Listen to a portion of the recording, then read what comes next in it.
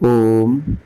महाभारत में एक श्लोक आता है जिसमें महर्षि व्यास की जो परंपरा है वो भगवान कपिल से मानी गई है।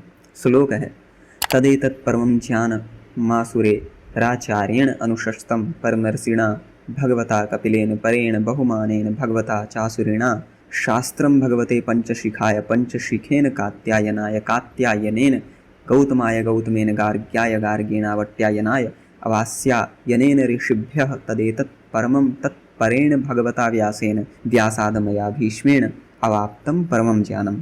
तो यहाँ जो है महाभारतकार भगवान व्यास जी सांख्य शास्त्र की परंपरा का वर्णन करते हुए लिखते हैं कि यह ज्ञान कपिल मुनि से आसुरी, फिर पंचशिख, फिर कात्यायन, गौतम, गार्ग्य आदि ऋषियों के माध्यम से उनके पास महर्षि व्यास तक पहुँचा और अंततः उन्होंने इसको भीष्म को प्रदान किया।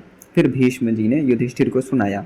अब मायावादियों ने क्या किया? मायावादियों ने स्वयं का एक कल्पित श्लोक रचा जहाँ मोक्ष धर्म पर्व में भगवान नारायण से लेकर ब्रह्मर्षि व्यास आदि सभी सांख्य शास्त्र के अनुयायी बताए गए हैं। वहीं सांख्य से द्वैष रखने वाले इन मायावादियों ने स्वयं कल्पित श्लोक रच ब्रह्मर्षि व्यास आदि को अद्वैतवादी बनाने का प्रयास किया।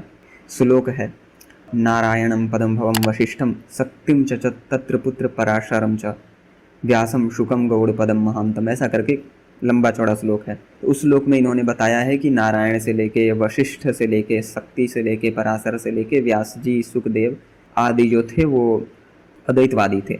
जबकि शुकदेव को भी मोक्ष धर्म पर्व में जब वह उपदेश लेने जाते हैं भगवान वेद व्यास जी से, तो वो सांख्य का ही उपदेश करते हैं। फिर भगवान वेद व्यास जी उनको भेजते हैं जनक जी के पास। जनक जी जो कि स्वयं भगवान पंचशिख के शिष्य थे। पंचशिख कौन थे वो सबको पता है कि भगवान कपिल के प्रशिष्य थे। तो उनके पास, जनक जी के पास भेजते हैं सुखदेव जी को।